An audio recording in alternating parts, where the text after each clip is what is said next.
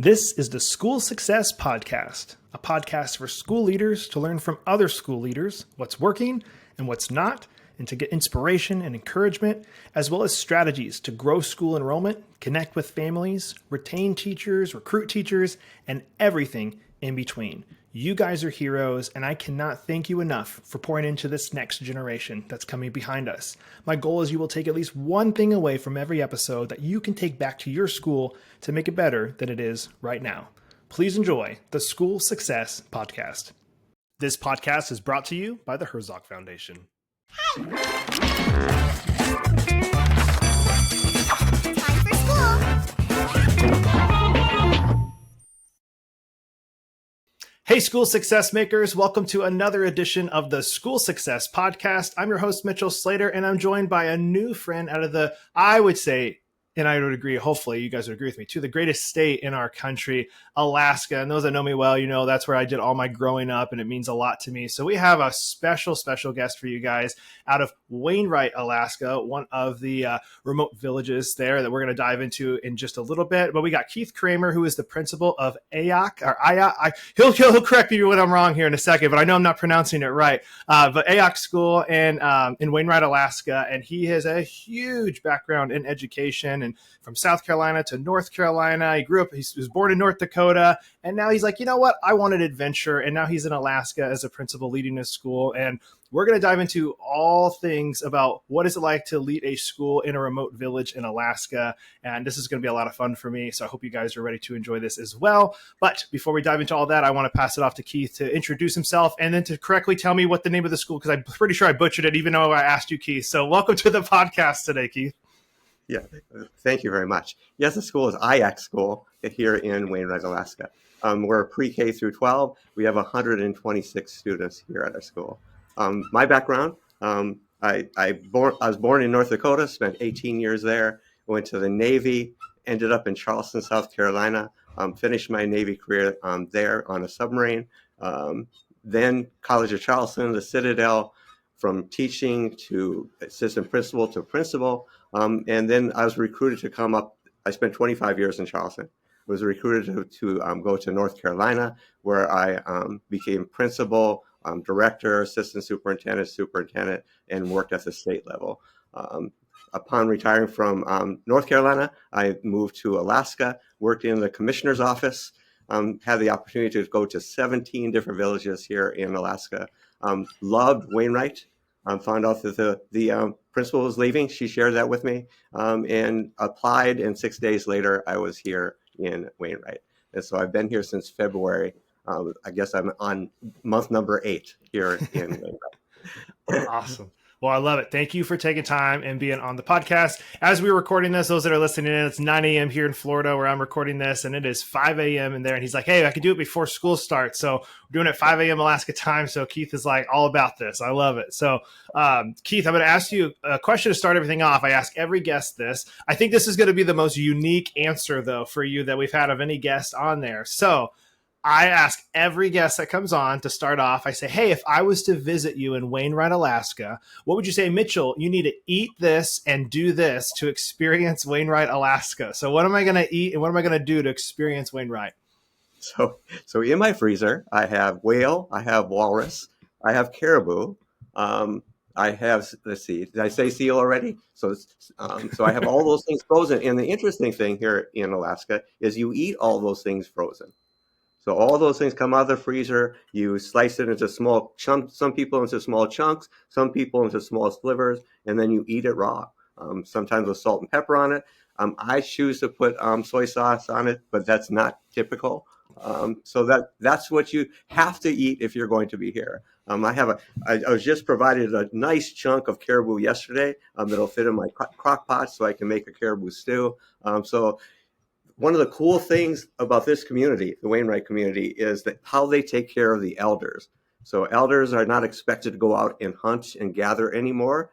They bring the food to you, set it on your porch, and you put it into your freezer and enjoy. So the elders are taken very good care of here in Wainwright.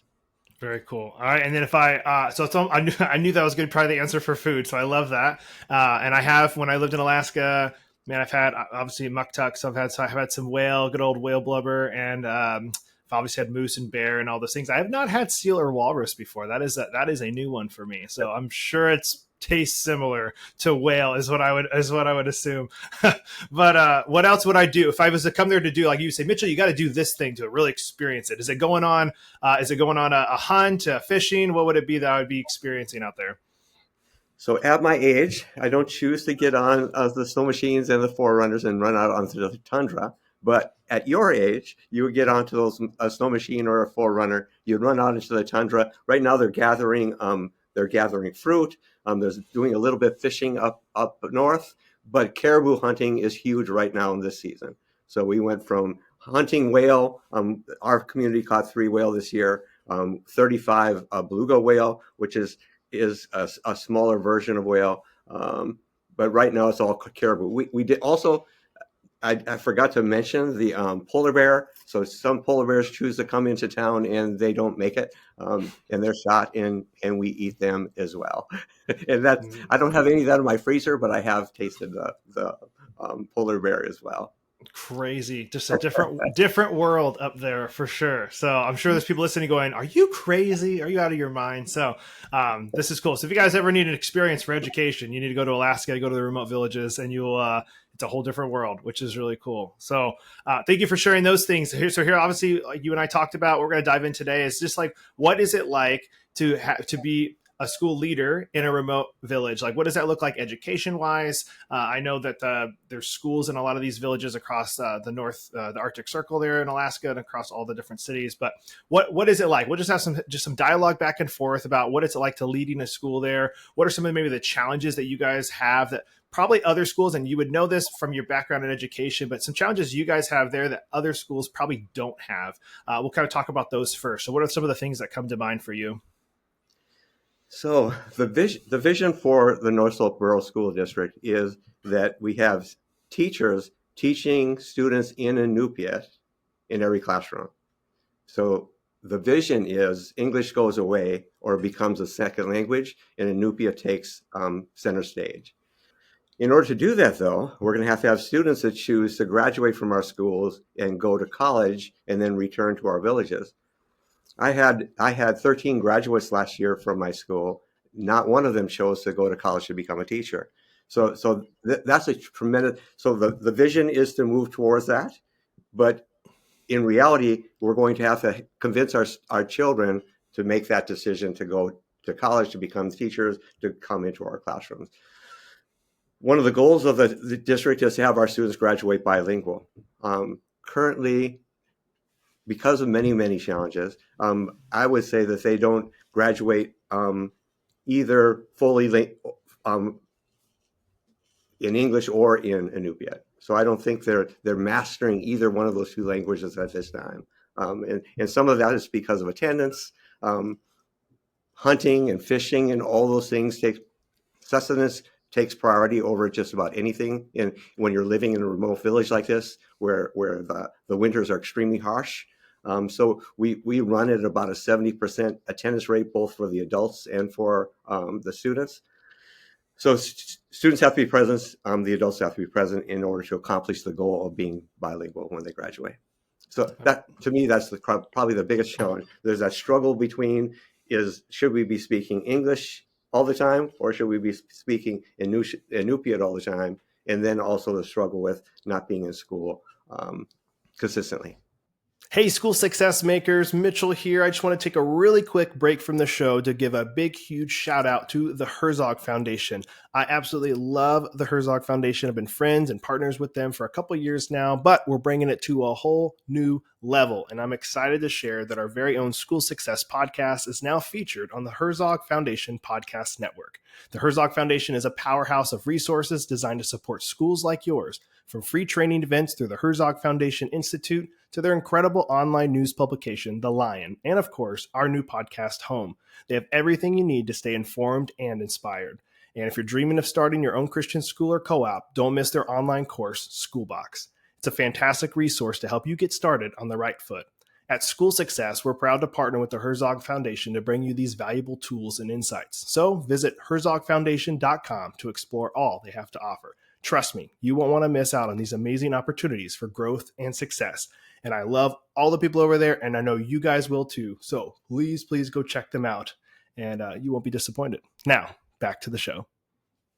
Yeah. So, I mean, obviously you got these students and none of them wanted to become teachers. What did the majority of those 13, what was that like? Is it hard to get them to want to even go to college? Which I know those that are listening, like Alaska natives, like they can get free college for themselves if they want. I don't know if they have to say just in Alaska, but like that's available if they take advantage of that. So is it hard to like even get them to want to go to maybe Anchorage and go to college, or stay local and go to college? What does that kind of look like for what kind of career path they usually take?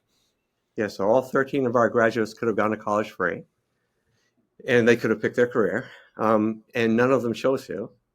And all 13 are here in the village. I see them in the village. They're taking the year off. So all 13 are taking this year off. Okay. Is that something that they can still...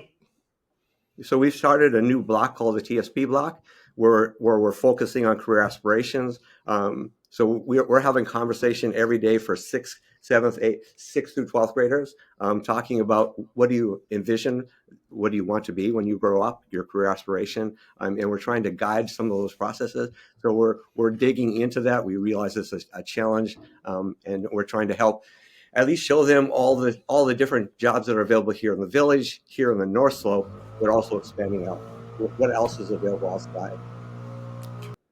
Yeah, and I'm hoping obviously there's things that some of them will want to become teachers, and they'll leave and then decide to come back and teach. Would you guys need one a year to do that, to kind of, you feel like, keep up with everything? Like how many, I don't know if that's even a good question for this, like how many do you need to come back to be able to teach and to like actually keep that going, to have that bilingual side of the school that you're looking for? So I have 17 teachers. All 17 come from either the lower 48 or from foreign countries. So none of the teachers that I have in my core classrooms are from the slope. I do have 2 Inupiat teachers. So all of our students get an hour worth of the Inupiat every day from pre-K all the way through 12th grade. So those 2 teachers are from the slope, but all the other teachers are coming from outside of Wainwright, outside the North Slope. And obviously that alone is a huge challenge. So they're not being like, these teachers are coming in and the students don't know, there's no relationships currently built up. They have to like get to know the teachers. It's not like they've, I'm assuming too, I mean, correct me if I'm wrong, like it's not like they have the same teacher for 12 years. Like some schools get the privilege of doing in the lower 48, where it's like, oh, I've had so-and-so, I've seen so-and-so for 12 years because she's always taught kindergarten or she's always taught high school, like the same core teachers that you see. That's typically probably not the case. There's a huge turnover, I believe, in the villages when it comes to teaching. Is that correct? So that's true in most villages. Wainwright is a little bit different. I added one new position. So I added a guidance counselor position. I added a science position. Those are 2 new positions. I only replaced 1 teacher this year out of the 17. And some of our teachers have been here for 12 years. Wainwright's a very good community to come to. It's a great place to, I mean, we have, I visited classrooms yesterday where we had 3 adults in a classroom with 7 students. So we have paraprofessionals in the classroom helping. We have special education teachers helping. So less than 2-to-1 ratio in many of my elementary classrooms. So it's a very good place to teach and learn. I also do all the discipline for our school. I handle, so far this year, we're in the 3rd week, and I've handled 1 disciplinary referral in the school. The students are the kindest, most caring students I've ever dealt with. They believe in the Inupiat values. Their parents have raised them correctly, and they send very good children to us, and we're so blessed. But this is my 41st year in education. Of all the students I've dealt with over the years, these are the most incredible students that I've ever dealt with. That's awesome. There's absolutely no comparison. And I realized as we were talking and doing this, all this is so, like, me growing up in just Alaska in general, not the bush, but like Alaska, I was like, oh, I'm saying village, and I'm sure there's people listening not knowing what the heck I'm talking about now as I just realized me. So tell me, what is a couple of questions here. What is an Alaska village? What classifies that as that? And then how big is Wainwright? Because we realized I shared it was like 120 students. They're like, oh, okay, it's a nice school. But I'm sure that's the only school in Wainwright. It's the only option for education, and there's only, but I think there's less than 1,000 people, I believe, in Wainwright. So tell a little bit about that. What's a village and the size of Wainwright? So we had an open house just recently, and I invited the entire community in. So every event like that becomes an entire community event, and I plan for 300 to attend. So there are 400 people that are supposed to be in Wainwright, but people tend to leave to go to Hawaii for wintertime, and so the whole population is not is rarely here, and so typically to events. Our graduation last year, we only made 200 of the bulletins of pamphlets. I had to make 200 more, so we did have 400 people coming to our graduation last year. But I think that's the biggest event that I've been to so far. So about 400 people in the total population. Okay. And what classifies a village as a village? So a village, if you look at the housing in a village, it would remind you of a trailer park. The houses are built up on the permafrost. Everything's frozen, so it's built up on blocks on permafrost. So it looks like temporary buildings on stilts in the entire village. Even the school is built in that same fashion. The streets are not paved. They're all right now they're mud. In the wintertime, they're all ice and snow. But the only way in and out of our school is by plane. So we have 2 planes that come in each day on nice days. On some weeks in the wintertime, no planes get in or out. So you're perfectly isolated. In the summertime, in the wintertime also, I'll finish that. In the wintertime also, the water is completely frozen. There's no, I mean, you can drive out on there on your snow machine, but there's no boats coming in or boats coming out. Just recently, in the past 2 weeks, the ice has gone away enough so we could bring barges in. So we brought barges in for our fuel, for some of our basic needs. Some of my housing for teachers are getting some furniture replacements, but everything that we need to make it through the winter comes in on those barges, or we don't make it through the winter. So all the essentials are on these barges, and they're being unloaded right now into our community. So that's a village. We're very isolated. Getting in and out is not easy. If you don't know someone, you wouldn't come to. If you don't know someone in Wainwright, you would not come to Wainwright. You wouldn't just accidentally land in Wainwright, Alaska, which I encourage anybody listening, Google it, see where we're talking about, where it is. Because I believe it's, Keith, am I right in saying it's far enough north where it does get to truly 24 hours of darkness, 24 hours of daylight, correct? Does it get to the full 24? Right. Yeah. Right. 24 hours of darkness, 80 days of the year, and 24 hours of darkness, 66 days of the year. Yeah, so it does polar opposites. So obviously summer. Yeah, so summer's got all the daylight, which I know you guys are on the end of that now. You're going back to the darkness. So here's an interesting thing. So even children as young as pre-K, their hours in the summertime are 6 p.m. So they wake up somewhere around 5 p.m.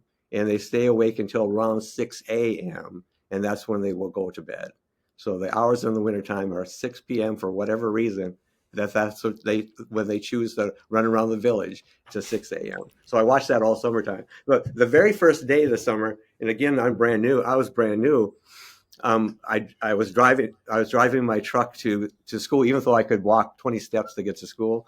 I drive my truck so I can go to the post office and go to grocery store and some of the other things you do during the day. But I ran into about 30 or 40 of my students, and I rolled down my window. I said, "Man, for a Friday, you guys are up extremely early." And they just laughed at me. They said, "Oh, Mr. Kremer, you'll find out we haven't been to bed yet."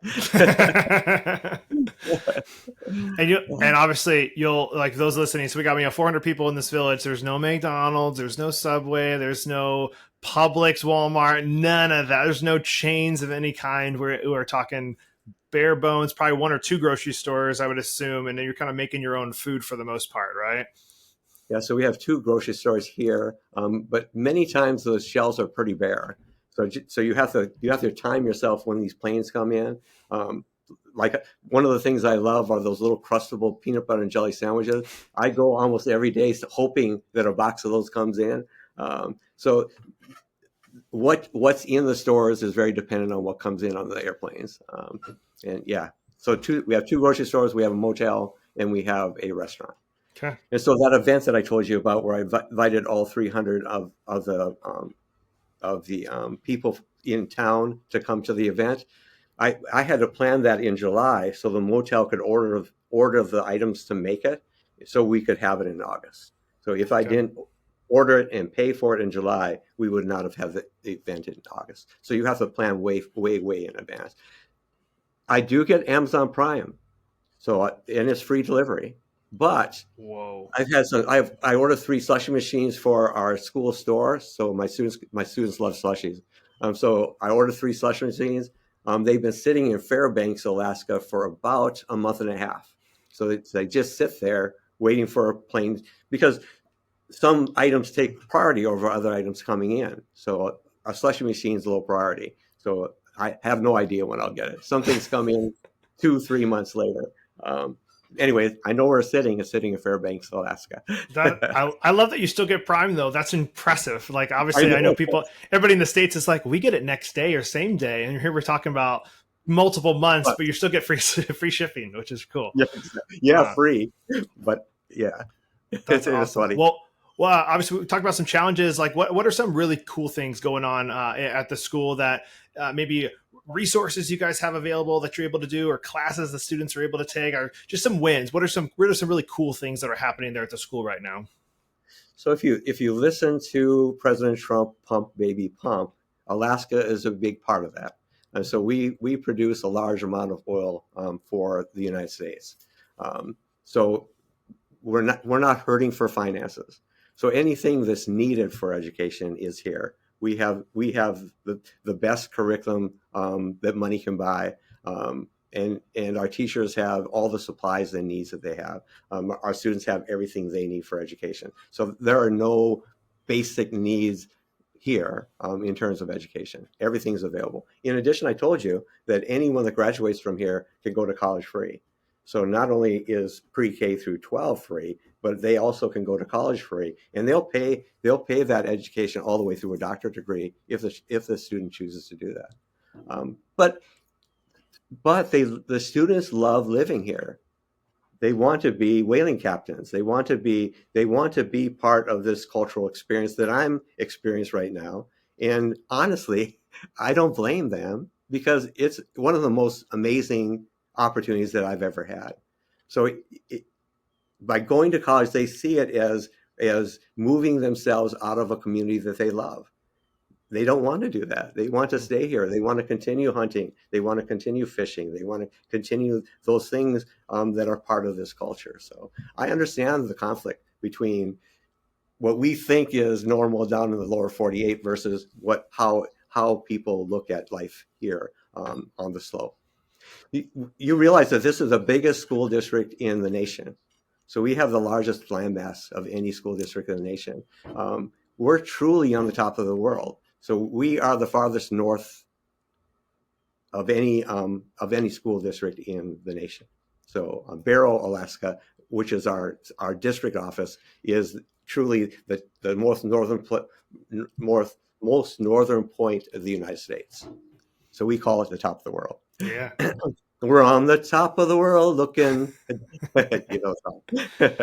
and encompassing all that, how many villages, how many schools inside that district that you guys, the biggest one, obviously we're talking about, how many, do you know how many are across that whole district?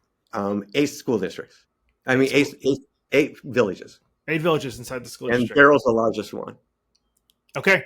So for those listening, because the only reason I have, those listening, I've been to Wainwright before. It was years ago. I used to officiate basketball in Alaska, because basketball is a huge state, because you can do it with obviously 5 students. Football teams, that's a lot harder to get people for, but you can do basketball, and basketball is really big in the villages. And so I've flown to Barrow and to Wainwright and done officiating, which is a riot. That is like crazy. I mean, they flew us in. I reffed regions, and I remember they flew 3 of us refs. We were there for 2 days, and I think we did 25 games in 2 days, and we just did back to back from 8 in the morning to 9 at night. back to back, and it was in the whole village when the home team's playing. The whole village is there watching the game, and it's packed. It was quite the experience, and I really did have a great time, and I enjoyed it. But I'd love you to speak to like the sports landscape for your athletics there. Like, what sports do you guys have, and then what does that look like? Obviously, you can't just drive to the next village over to go play basketball. So what does that look like when it comes to athletics for you guys? So basketball is the biggest thing in Wainwright, but we also have cross country, volleyball. So basketball for girls and boys. We have some Native Youth Olympics. That's huge here too, and they actually go to a national competition for that. But you're right, everything is fly. So you go from Wainwright even to this village. We have a village that's just a 20-minute flight from us, but you have to fly. So you're right. Also, they have to be small teams because it's expensive. But as those people come into the village, I share there's a small motel, but basically the school becomes a motel too, and then the village has to feed all these people that are coming in. So we just had a meeting with our school advisory council, and there's this. Okay, who gets this? Who gets the opportunity to sell the spaghetti? Who gets the opportunity to sell all this stuff? Because you have 1,000 customers coming in, and everyone wants to be part of making some money as those people come in. So that was an interesting conversation yesterday with my school advisory council. Who gets to sell stuff during each of these events? Here would be a fun question. So talking about the two grocery stores, just to give people an idea, how much is a gallon of gas, a gallon of milk, dozen eggs? Like, what are some of the staples just for people to go, holy smoke? So you got to remember, if you're holding an apple or an avocado or whatever it is, the journey that thing had to go to just to even get to Alaska in general, when you're grown in Mexico or something, but now it has to go all the way to the North Slope of Alaska. The journey it's taken is obviously very expensive to get it there. But if you remember, like, what are some of the prices of things at the grocery store? So getting fresh fruits and vegetables is very rare. Because everything's frozen. So even these little planes, they're not pressurized planes like you would think of with an airline. And so anything gets frozen that comes in. So rarely do we get fresh vegetables and fruit. So everything's canned or frozen. An egg right now is about $1.75 one egg. If I bought a T-bone steak, I very rarely eat beef anymore. But I bought a T-bone steak. I paid $35 for a T-bone steak, just one T-bone steak. A can of soup would be $4.50, like a can of Campbell's soup, $4.50. I bought a case of water for my opening faculty meeting. It had 40 bottles. I paid $80 for a case. So Whoa. Everything's anything with weight, because everything has to be shipped on these small planes. Anything with weight is it's almost cost prohibitive. So we filter our own water. We do all those kinds of things that we can. But again, you have to plan so far in advance, or you're not going to have it. Yeah. Because there will be weeks in the wintertime that no planes come in, and so nothing. I mean, even with my prime, it's just sitting in either Anchorage or sitting in Fairbanks. Hey, I just want to take a really quick break from the podcast to highlight one of our amazing partners and sponsors, ClassReach. If you're a new school administrator or founder and are struggling to keep up with all the hassles of planting a new school, like collecting tuition, communicating with parents, or handling student data, then you need ClassReach. ClassReach is the all-in-one software that helps with everything from admissions and tuition to classroom management and parent communications. Sign up for a free consultation with one of their school specialists and see how ClassReach can help your school grow today. You guys can check them out online, classreach.com. They are a kingdom-minded company, and I love their leadership team there. I've become friends with a lot of them. They truly are a great company. I support them, and I love them, and you guys will love them too. Check them out at classreach.com. Now, back to the show. I remember going on when I did come there to officiate, the leader ref that we had that's been doing it for years.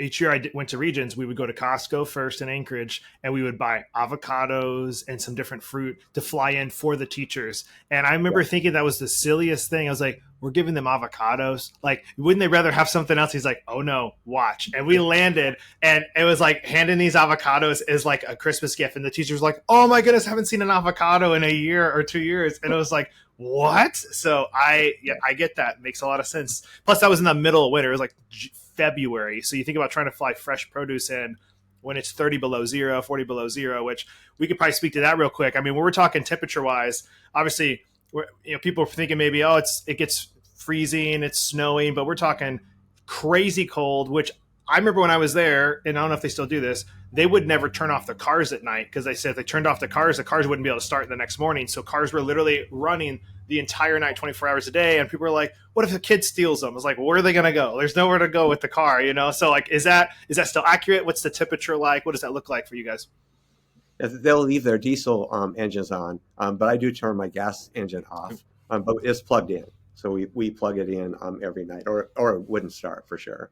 It wouldn't start. And then you have to run it for a long time before you choose to even go for a small trip, because you would throw fan belts, you would do all kinds of bad things to your car. So yeah, you have to be very careful with that for sure.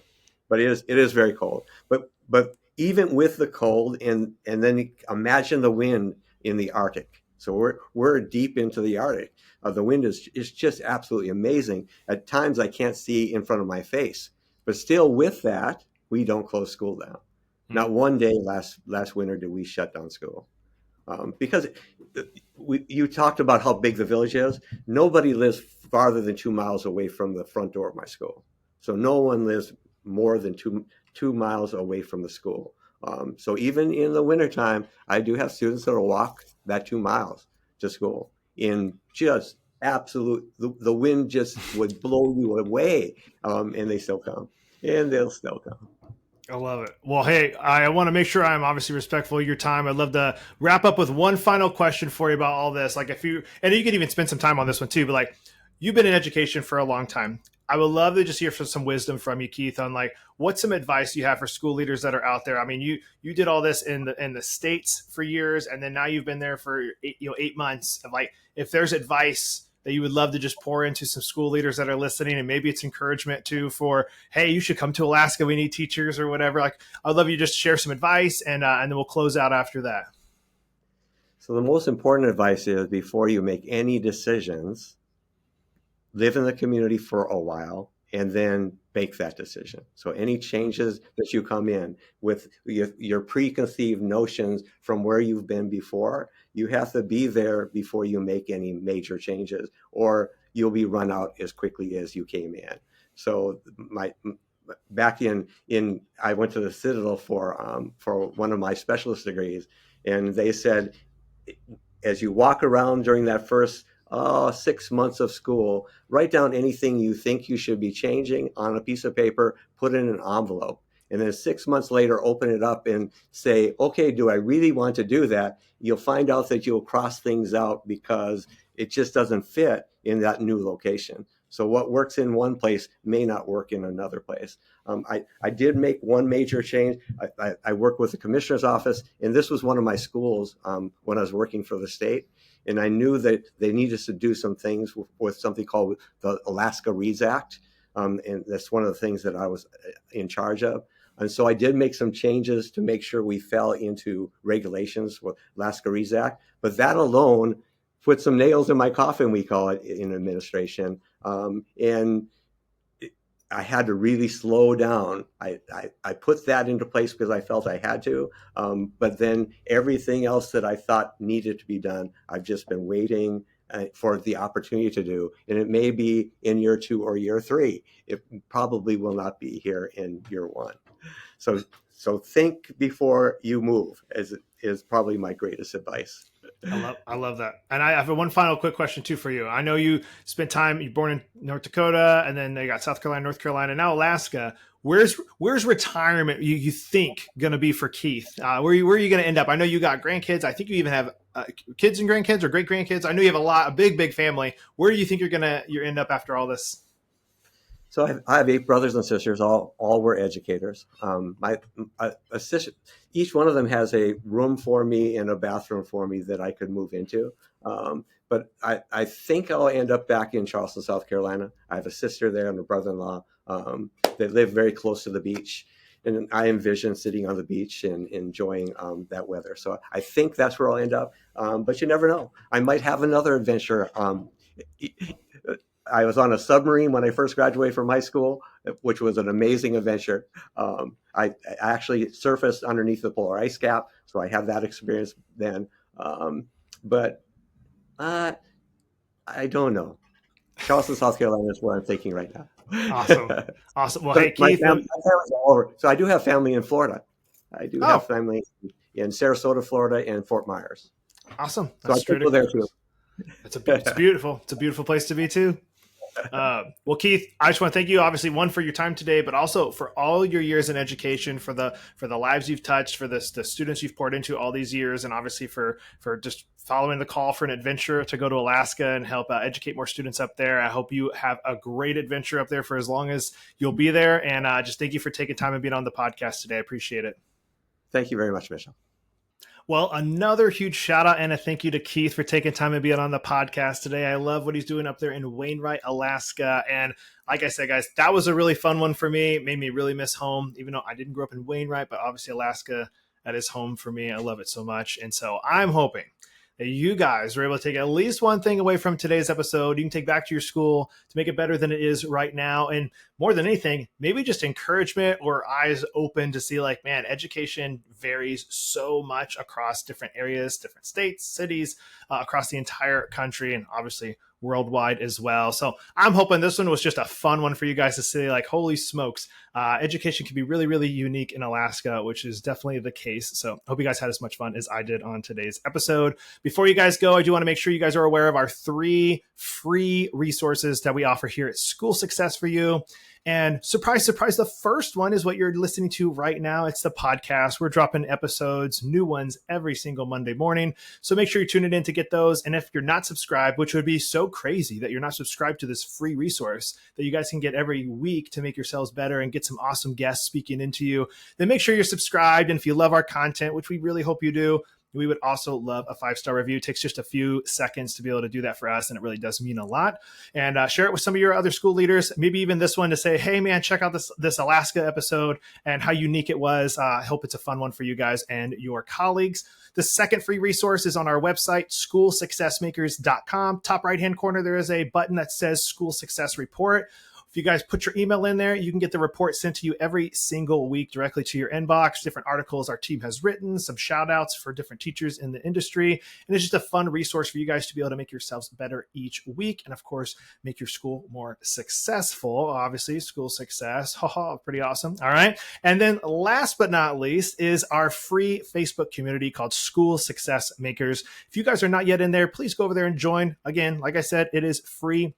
And I'm personally in there. I would love to see you in there as well and get connected with you, get to know your school, your role, what you're doing, and if there's anything that you need help with. I love connecting people, and I know a lot of people in this industry to help schools be more successful. So if you have something like that, put that in the Facebook community. And if I don't have a resource, I'm sure somebody else in that community also has a resource to help you. And we're all in this together. So thank you guys for all your years and time of pouring into students to make them better. I love that, and I love being a part of it with you guys. So we will be back here next week with another amazing guest, as usual, on the School Success Podcast. We'll see you then. The views and opinions expressed in this program are those of the speakers and do not necessarily reflect the views or positions of the Herzog Foundation.